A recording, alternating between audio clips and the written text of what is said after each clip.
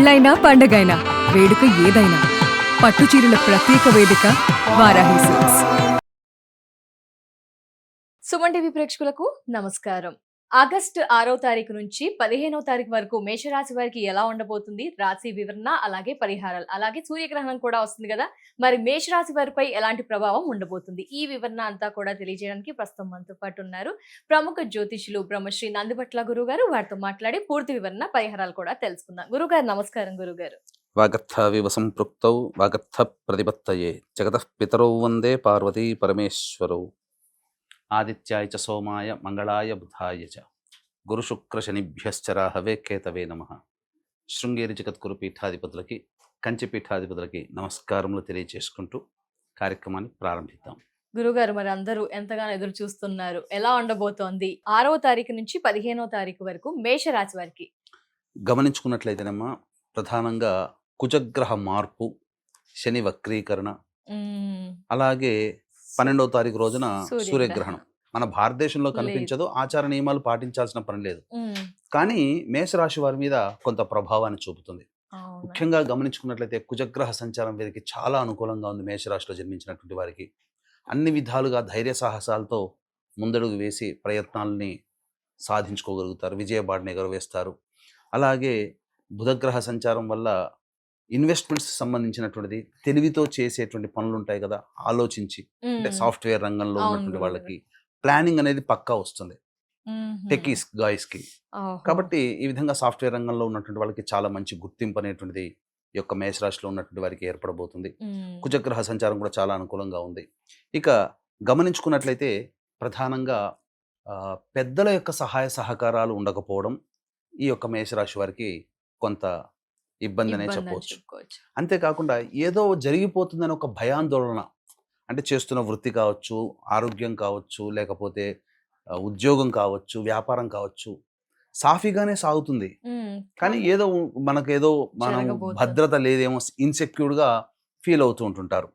ఇది దీని ప్రభావం. దీనికి తోడు ప్రధానంగా గమనించుకున్నట్లయితే ఈ యొక్క కేతుగ్రహ సంచారం కూడా పరిపరి విధాలుగా ఆలోచనలు ఎక్కువగా ఇవ్వడం.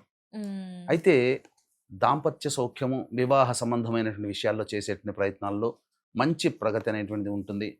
చక్కగా యోగాన్ని పొందుతారని చెప్పవచ్చు. అయితే నిరుద్యోగస్తులు గమనించుకున్నట్లయితేనమ్మా, ఇప్పుడు ఉద్యోగ అవకాశాలు రావడానికి కొంత టైం పడుతుంది, మంచి అనుకున్నటువంటిది.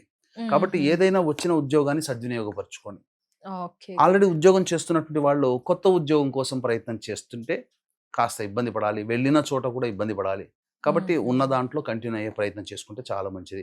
వివాహ ప్రయత్నాలు కొలిక్కి వస్తాయి, చక్కగా ఆనందంగా ఉంటుంది. దాంపత్య సమస్యలు, భాగస్వామ్య సమస్యలు తొలగిపోతాయి. ముఖ్యంగా విద్యార్థులు బాగా కష్టపడితే తప్ప ఫలితాలు పొందలేనటువంటి పరిస్థితి. కాబట్టి చక్కగా విద్య పట్ల బాగా కాన్సన్ట్రేషన్ చేయాల్సినటువంటి పరిస్థితి.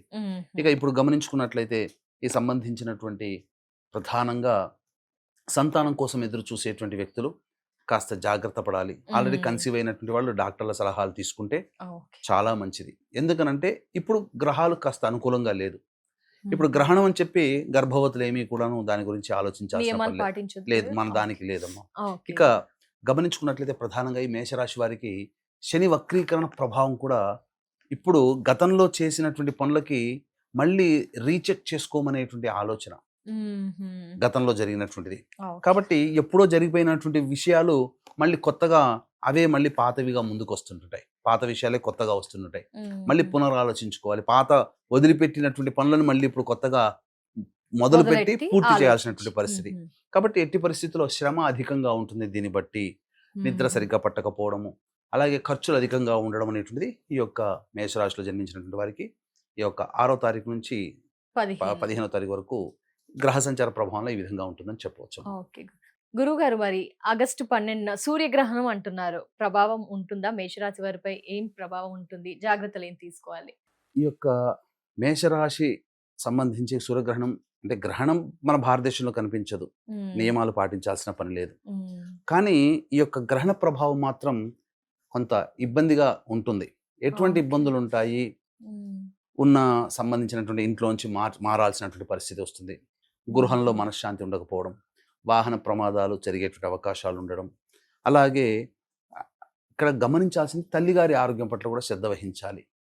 ఇది ప్రధానంగా ఈ యొక్క మేషరాశి వారు మేషరాశి వారు. ఆరోగ్యం పట్ల కూడా శ్రద్ధ వహించాలి. మ్మ్. ఇదంతా కూడా గ్రహణ ప్రభావం వల్ల ప్రపంచవ్యాప్తంగా మేషరాశిలో జన్మించినటువంటి వారికి అందరికీ కూడా ఇలాంటి చిన్న చిన్న సమస్యలు అంటే మ్మ్. భయపడాల్సినటువంటి పని లేదమ్మా. ఓకే గురు అయితే ఇక్కడ జరిగేటువంటిది ఏంటంటే ఇప్పుడు 50 రూపాయలు నష్టం వచ్చే చోట 100 రూపాయలు నష్టం ఉండడం, చిన్న దెబ్బ తగిలే చోట ముందు కొద్దిగా పెద్దగా ఎక్కువ దెబ్బ తగలడం తప్ప భయపడేద్దగా గ్రహణ ప్రభావం అంటూ ఎవరికీ ఉండదు. అయితే ఇక్కడ ప్రధానంగా ఈ యొక్క కర్కాటక రాశిలో ఏర్పడుతున్నటువంటి ప్రభావం వలన మన పీఠం ఆధ్వర్యంలో కుక్కి సుబ్రహ్మణ్య క్షేత్రంలో ఈ యొక్క గ్రహణం జరిగే 12వ తారీఖు రోజున ఈ సంబంధించినటువంటి మేష, మిథున, కర్కాటక, సింహ, కన్య, వృశ్చిక, ధనస్సు, మకర, మీన రాశిలో రాశి. జన్మించినటువంటి వారికి ఈ యొక్క గ్రహణ దోష నివారణ పూజలు, హోమాలు, కాలసర్పదోష నివారణ, సర్పదోష నివారణ, అలాగే వివాహ సమస్యలు, కుజదోషము, దాంపత్య సమస్యలు, రాణి బాకీలు, సొంత ఇంటి కళ నెరవేరడం కోసం శని 12 రాశుల్లో ఇప్పుడు అనుకూలంగా లేడు. కాబట్టి 12 రాశుల వారికి కూడాను శని వక్రీకరించిన ప్రభావం వలన దోషం ఉంది. కాబట్టి శని దోష నివారణ పూజలు, హోమాలు కూడా జరిపించి పూజ చేసిన కరుంగలి మాల ఇవ్వడం జరుగుతుంది. కాబట్టి వీక్షించేటువంటి ప్రేక్షకులు ఈ యొక్క సంబంధించినటువంటి 12వ తారీఖు రాత్రి 8 గంటల లోపల స్క్రీన్ పై కనిపిస్తున్న నెంబర్కి కాంటాక్ట్ చేసి గోత్రనామాలు నమోదు చేసుకోవచ్చు. గురువు గారు, మరి ఆదాయ వ్యయ ఖర్చులు 6 నుంచి 15వ తారీఖు వరకు వారి మానసిక స్థితి ఎలా ఉండబోతుంది? ఇక గమనించుకున్నట్లయితే 6వ తారీఖు రోజున పెండింగ్ లో ఉన్నటువంటి పనులన్నీ కూడా పూర్తి చేసుకుంటారు, సంతోషంగా గడుపుతారు, ధనాదాయం కూడా చాలా బాగుంటుంది. 7, 8 తారీఖులో గనక గమనించుకున్నట్లయితే కుటుంబ సభ్యుల మధ్య అవగాహన లేకపోవడము, ఖర్చులు అధికంగా ఉండడము, ప్రశాంతత లేని జీవితాన్ని గడపడము చికాగ్గా ఉంటుందమ్మా. ఇక 9, 10వ తారీఖులో మాత్రం వాళ్ళు ఇక్కడ ప్రధానంగా రాష్ట్రాధిపతి బలంగా ఉండడం, అనుకున్నటువంటి పనులను సాధించుకోగలుగుతారు, రాని బాకీలు వసూలవుతాయి, ఇతరుల యొక్క సహాయ సహకారాలతో అన్ని పనులను కూడాను చక్కబెట్టుకుంటారని చెప్పవచ్చు. ఇక 11, 12, 13 ఈ తేదీలలో వాహనాన్ని నడిపేటప్పుడు జాగ్రత్త పడాలి. పైగా సూర్యగ్రహణ ప్రభావం కూడా ఉంది. తల్లిగారి ఆరోగ్యం పట్ల శ్రద్ధ వహించాలి. అలాగే మనశ్శాంతి లేని జీవితము. ఇంకా చెప్పాలి అని అంటే వాళ్ళకే మేషరాశిలో జన్మించినటువంటి వాళ్ళకే సంతృప్తి అనేటువంటిది ఉండదు. పైగా ఖర్చులు కూడా అధికంగానే ఉంటాయి. ఇక 14, 15 తేదీల్లో మాత్రం ఆరోగ్యం పట్ల శ్రద్ధ వహించాలి. వృధా కాలయాపన జరుగుతుంది. ఏ పని చేయాలన్న ఆసక్తి ఉండదు. ఏదో ఒక రకమైనటువంటి ఇబ్బందికర పరిస్థితుల్లో ఉంటారు. మనస్సు పరిపరి విధాలుగా ఆలోచనలతోనే సమయం గడిచిపోతుందని చెప్పవచ్చు. ఈ విధంగా మొత్తంగా ఏం పరిహారాలు చేయాలి గురుగారు మరి మేషరాశి వారు? ప్రధానంగా మేషరాశిలో జన్మించినటువంటి వాళ్ళు సుబ్రహ్మణ్య భుజంగ స్తోత్రము, అలాగే కాలభైరవాష్టక పారాయణం రోజుకి 3 సార్లు పఠించినట్లయితే తప్పకుండా వచ్చే సమస్యలు చాలా మటుకు తగ్గుముఖం పడతాయి. అలాగే ఈ యొక్క కుక్కి సుబ్రహ్మణ్య క్షేత్రంలో మేషరాశి వారికి ప్రత్యేకంగా ఆ యొక్క సంబంధించినటువంటి అధిపతి సుబ్రహ్మణ్య స్వామి, మేషరాశికి కుజుడికి అధిష్టాన దేవత సుబ్రహ్మణ్య స్వామి. కాబట్టి కుక్కి సుబ్రహ్మణ్య క్షేత్రంలో గ్రహణ దోష నివారణ, శని వక్రీకరించినటువంటి సంబంధంగా వచ్చేటువంటి దోషాలు, ఏ సంకల్పమైన నివారణకి సర్వదోష నివారణ పూజల హోమాలు జరుగుతాయి. అవకాశం ఉంటే ఆ యొక్క కార్యక్రమంలో 12వ తారీఖు రాత్రి 8 గంటల లోపల గోత్రనామాలు నమోదు చేసుకోవచ్చు. తప్పకుండా. ధన్యవాదాలు గురువు గారు. నమస్కారం. సర్వం శ్రీ ఉమామహేశ్వర పరబ్రహ్మార్పణమస్తు. సో చూసారు కదా, గురువు గారు అయితే మేషరాశి వారికి ఏం పరిహారం చేయాలో తెలియజేశారు. అలాగే కుక్కి సుబ్రహ్మణ్యేశ్వర క్షేత్రంలో ఆగస్టు 12 గ్రహణం సందర్భంగా క్రతువు గురించి గురువు గారు వివరించారు కదండి. ఆ క్రతువులో మీ గోత్రనామాదులు నమోదు చేసుకోవాలనుకుంటే స్క్రీన్ పై నెంబర్ కనిపిస్తుందండి. మిగతా వివరాలని తెలుసుకోవచ్చు. నమస్కారం.